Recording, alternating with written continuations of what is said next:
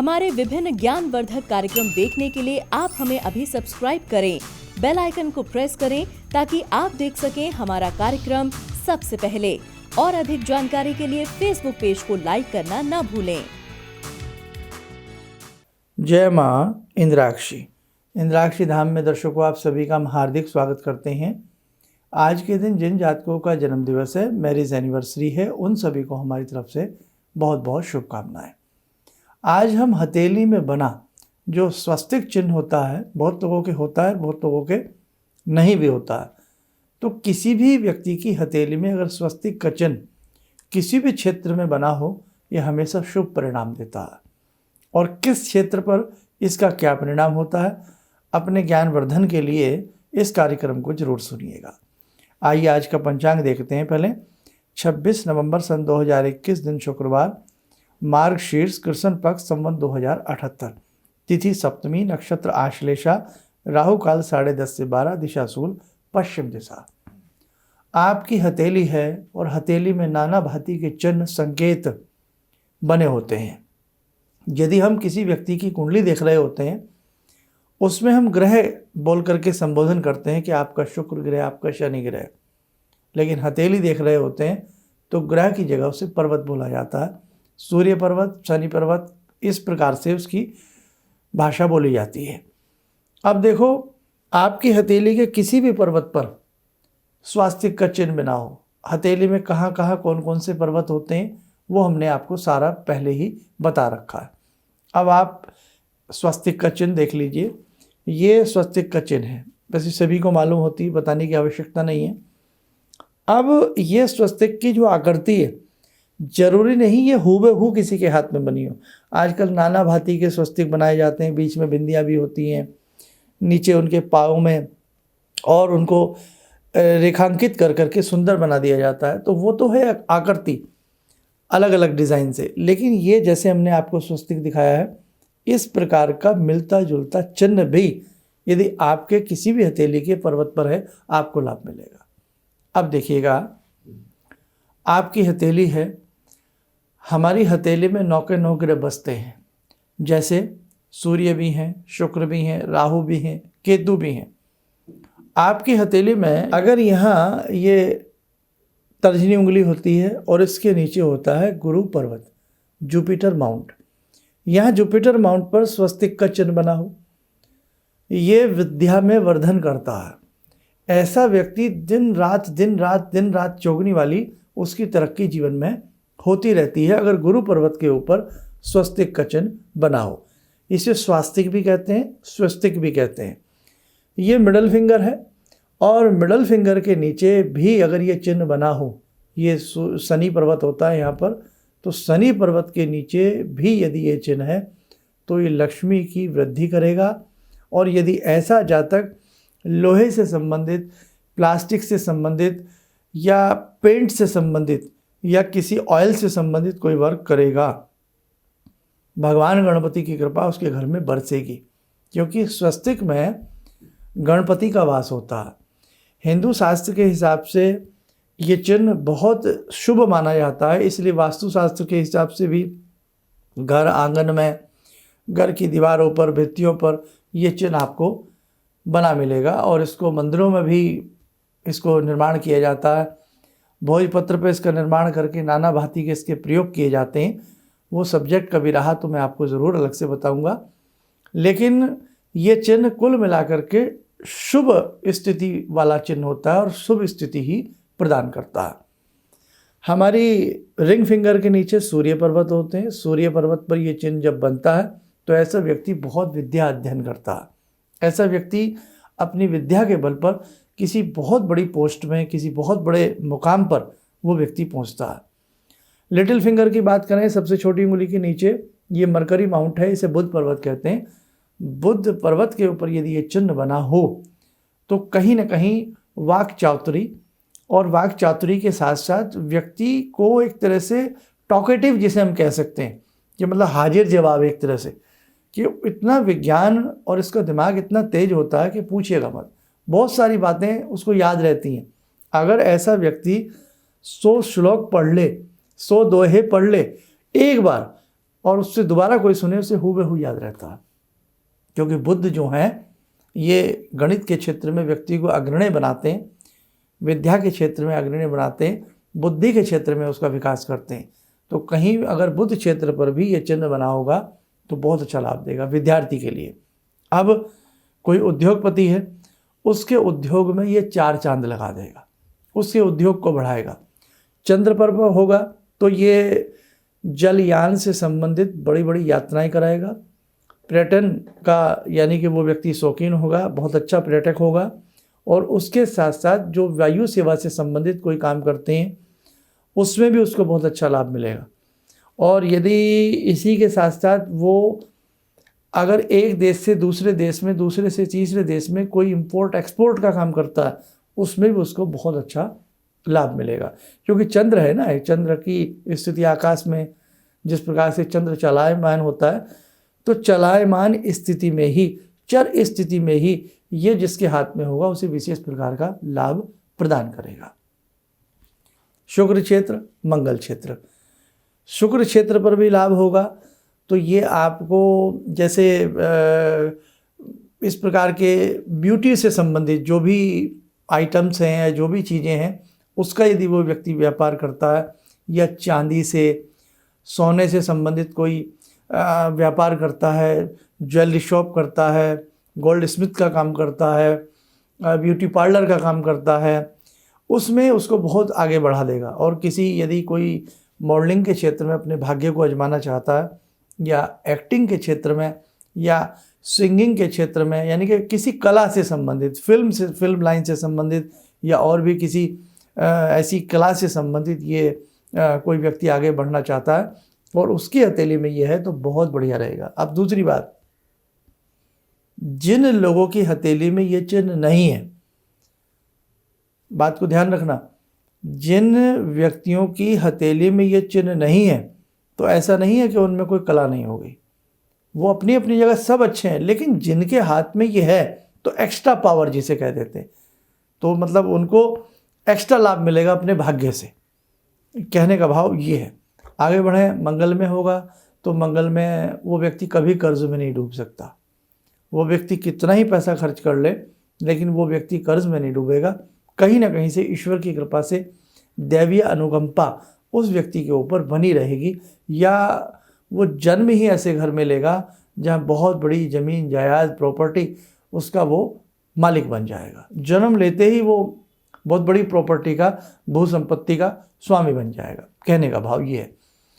तो ये जो चिन्ह जिसकी हथेली में भी होगा उसके लिए ये शुभ होगा। लेकिन ये देखना ज़रूरी है कि ये चिन्ह पूर्ण है या अपूर्ण है। कई बार आपको इसका आधी आकृति दिख रही है, आधी आकृति नहीं दिख रही है, या ऐसे करके ऐसे आकृति दिख रही है, आधी आकृति गायब है, या केवल प्लस का निशान दिख रहा है लेकिन उसकी जो बाकी की जो बनावट है वो गायब है, तो ये पूर्ण लाभ नहीं देगा। या स्वास्तिक जैसी आकृति आपकी हथेली में बनी है और उसके बीच में कोई कुंदुक का चिन्ह बन जाए, मोटा सा काला सा चिन्ह बन जाए, फैलता जैसे शाई के ऊपर शाई गिर जाती है पेपर के ऊपर, तो भी पूर्ण लाभ नहीं देगा, क्योंकि हर चीज़ के कुछ अपवाद भी होते हैं। अगर स्पष्ट रूप से आपको ग्लास की सहायता से या विदाउट ग्लास की सहायता से आपको ये आपकी हथेली में स्पष्ट दिख रहा है तो बहुत बढ़िया रहेगा। और सबसे अति उत्तम आपकी हथेली में इसका जो स्थान होता है स्वस्तिक का, वो हथेली का मध्य होता है। अगर किसी भी जातक जातिका के हथेली के मध्य में ये स्वास्तिक का चिन्ह बना हो, क्या बात है। पूर्व जन्म में वो व्यक्ति बहुत उच्च कोटि का साधक रहा है, पूर्व जन्म में उसके जो कर्म रहे हैं वो बहुत उच्च कोटि के रहे हैं, और इस जन्म में निश्चित उसे मोक्ष की प्राप्ति होगी अगर किसी व्यक्ति की हथेली के मध्य में स्वास्तिक का चिन्ह बनाओ। लेकिन मेरे साधकों, मेरे दर्शकों, ये सारी चीज़ बारीकी से देखी जाती हैं। ये नहीं कि बादल में कोई भी टेढ़ी मेढ़ी आकृति बन रही है और हम कहते हैं आज हमें ये दिख रहा है और आज हमें वो दिख रहा है। रोटी के ऊपर कुछ भी आकृति बन गई, आज हमें ये दिख रहा है वो दिख रहा है। फर्श को ध्यान से देखोगे ना, जो आपके घर में फर्श लगा होता है उसमें भी अगर हम कोई ध्यान लगाएंगे, हमें लोमड़ी दिख रही है, हमें बंदर जैसी आकृति, तो हमें वो दिखने लगता कई बार। ऐसा नहीं, ना ना ना ना। कैसा? फिर कैसा? आइए बताते हैं फिर कैसा। आपका हाथ कोई और देखे और उसे दिखे, अरे ये तो स्वास्तिक की आकृति बनी, ये तो स्वस्तिक का चिन्ह बना। कोई और देखे और वो भी देखे और आप भी दिखे, आपको लगे, ये ना हो कि नहीं नहीं नहीं आप उसको जबरदस्ती कह रहे हैं कि नहीं नहीं ये तो बना है, वो नहीं। एक ऐसी आकृति जो आपको भी नजर आए, और यदि 100 व्यक्ति भी आपके हाथ को देखते हैं तो उन्हें भी वो आकृति नजर आए, समझे आप? तो उस आकृति को कहा जाता है कि ये आकृति अपने आप में पूर्ण है और शुभ फल को प्रदान करने वाली है। बस आज हमें आपको यही बताना था। कहने का भाव, सामुद्रिक शास्त्र एक बहुत बड़ी विद्या है। इस विद्या से आप बहुत बड़ा लाभ उठा सकते हैं। किसी की जन्म तारीख जिसको ना पता हो, डेट ऑफ बर्थ ना हो, सही से समय ना पता हो, तो आसपास किसी भी निकटतम अच्छे पामिस्ट को, मर्मज्ञ को अपना हाथ दिखाकर जो भी आपके जीवन की तकलीफ़ें हैं, मुसीबतें हैं, कहीं ना कहीं आप उन्हें दूर ज़रूर कर सकते हैं।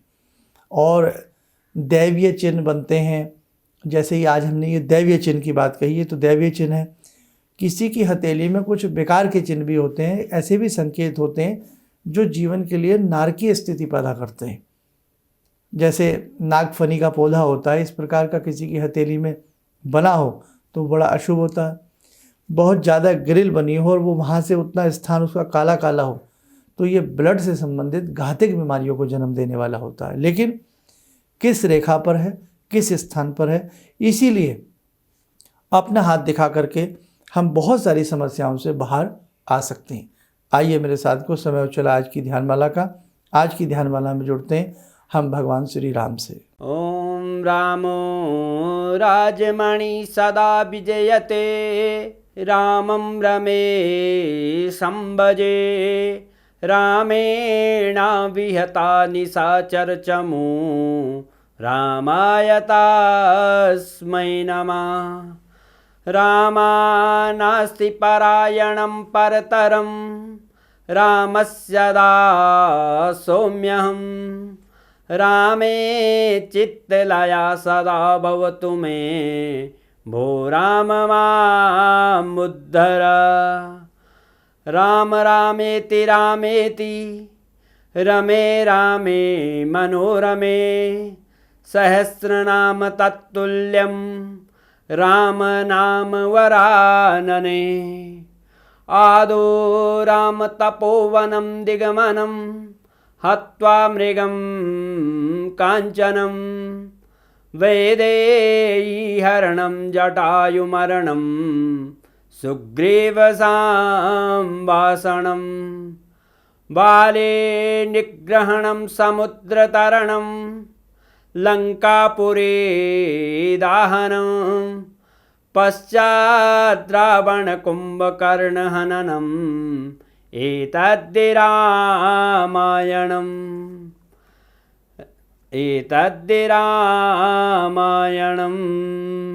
आइए कवच बनाएं, ध्यान करें। भगवान श्री राम का शुभ आशीष हम सब के ऊपर बरस रहा है।